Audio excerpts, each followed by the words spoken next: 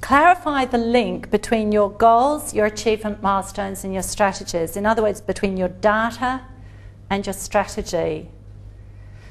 Because you're trying to reinforce the use of good evidence-informed practice. If something miraculously has improved and you go, wow, look at our data, this is looking great, you know, and you can't actually then say, we have worked really hard on trying to lift literacy with our students in the lowest band. You know, I know, Julie, that you've been doing this with these students, and our results now show that we have lifted these students in this band. So the link between effort and results, or strategy and results, is a very important leadership challenge. I think just to celebrate effort or just to celebrate results in isolation from each other actually becomes a little bit hollow, but also it's not reinforcing what you're trying to do. So results, and those results, as I say, can be, I've noticed with the work that so-and-so is producing that it's actually at a higher level of vocabulary than it was 3 weeks ago.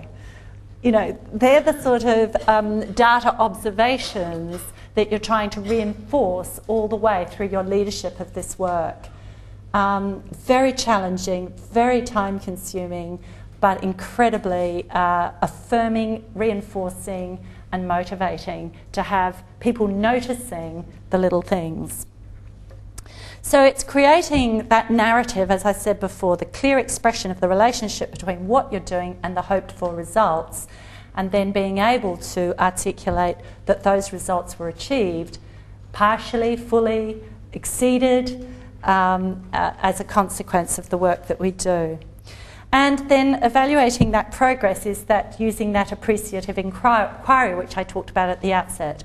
So it's your choice of language and perspective. And you know, you can always go with the glass half empty or the glass half full into this. And I'm a really very strong believer of the full method, so that your appreciative inquiry is not a deficit-focused one, but a strengths-focused one.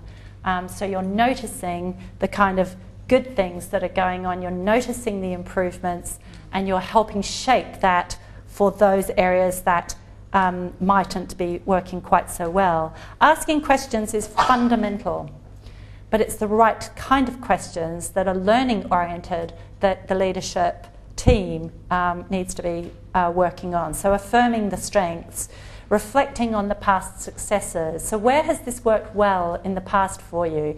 You've had difficulty with a particular student. Where have you found this has worked well? Who has been able to be successful here? What can we learn from that? How can we begin to share that? And foster creativity and innovation. So your questions are fostering that, and to stimulate curiosity, and indeed to tolerate the mistakes that will be made along the way. So notice and acknowledge the little things with results and with evidence. And as I said at the outset, catch them doing it right. This is the work that builds collective efficacy. This is the work that builds the motivation of staff.